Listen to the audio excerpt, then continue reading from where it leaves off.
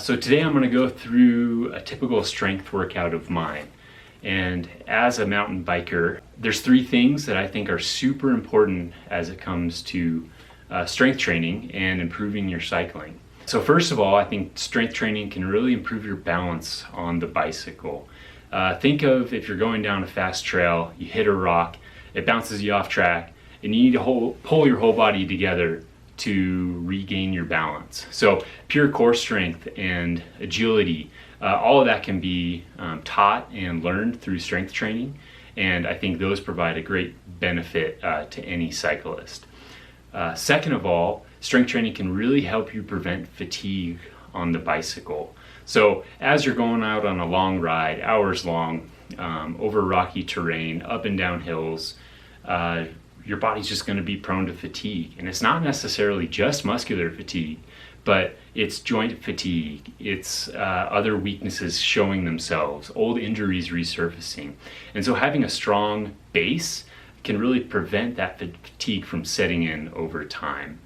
And thirdly, when you're on the bicycle, you're hunched over, you're putting a lot of strain on your back, you're exposing your hamstrings to fatigue because they're in a stretched position, and your hip flexors are in a compressed position. So through all of that, it's really important to be able to balance out all of those areas. And core strength is what can help with all of those areas that are put under strain when on the bicycle.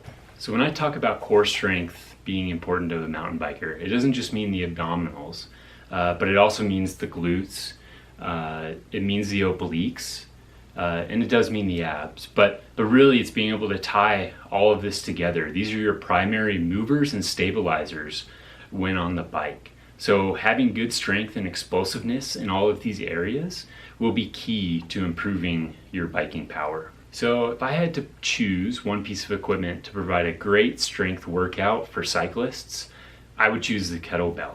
The kettlebell is super versatile. You can use it in so many ways, and there are very few exercises that you can't do with it.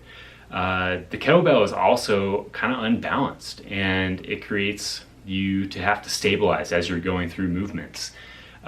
Think of doing a shoulder press overhead.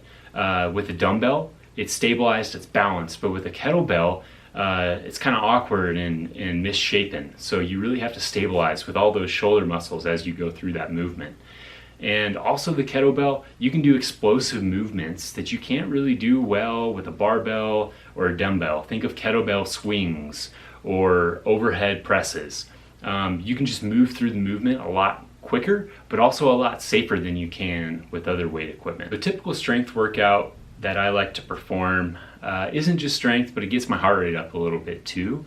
Often as cyclists going through life, we're busy, we've got a lot of things going on. So doing strength workouts probably takes away a little bit of biking time outside. So to counteract that, I like to do more of a circuit style workout, and really gets the heart pumping, but also works on all those key areas of strength training that benefit cyclists. So a typical workout that I do kind of looks like a circuit made up of a few exercises. And I typically start with a push exercise, so primarily maybe an upper body or whole body push exercise, followed by a legs exercise, followed by a core exercise. I'll typically do like 3 or 4 rounds of that. Then I'll move on to a second circuit. But this one, if I started with a push, this time I'll start with a pull exercise, and then go to a legs and then a core exercise. And then I like to finish off my workouts with a little explosive training, or working on something that is kind of a weakness to me. So for example, me, as a lot of other cyclists, are kind of weak side to side. So I might do side lunges just to work on my flexibility and strength side to side. So those are typically how I go through my workouts, and I'll take you through one here today. So before I begin the workout, I just kind of want to walk you through the exercises I'm going to go over today. So the first exercise on the list is the push-up. We're all familiar with the push-up. A few cues to do a good push-up are to keep your core strong and balanced, and make sure you don't allow your back to arch in either direction. You want to think of yourself as doing a plank. If you're not strong enough to support your hips, go to your knees, that's fine. But the key is just core stability, and don't let your shoulders arch up. So just stay strong through the movement, focus on the chest, triceps, keep it away from the shoulder joint. The second exercise today is a step up followed by a lunge. So as you go through this movement, keep that chest high, and if you're holding weights, even more important to keep your chest high. So as you go through the movement, chest up, keep that core strong, and really think about using the glutes to push you through that movement. So the biggest mover in biking are the glutes, and you really want to utilize the power of that muscle group, and so this is a great exercise to do that. So the third exercise that we're going to do today is the bicycle. So in the bicycle, really focus on the pelvic tilt, which means you want to tilt your hips forward and engage your abs. Suck your belly button into your back, and that's really going to keep your abs engaged, but more importantly, it's going to keep your back protected. And then you want to crunch up. Don't strain your neck, but crunch up. And as you kick through with your knees, bring your knees to elbows. And this will really get your abdominals burning quickly. The first pull exercise we're going to do today is the row. This one is very important to keep your lower back out of this exercise and really focus on core stability and keeping your glutes engaged as you bend over into that rowing position. So through the row, you want to bring the weight to your chest and back down in a controlled manner. Don't allow the shoulders to arch. Focus really on the back, and you should feel your shoulder blades squeeze together right at the top of that motion. The next exercise is the offset squat. So I really love this exercise because it's kind of a single leg weighted variation of the squat, and I think it's a little safer than doing lifts like the pistol squat. So as you go through this movement, you can allow your rear leg to come off the ground as you're in a staggered step, but really focus on that front leg being the primary mover. And really this exercise is in the glutes.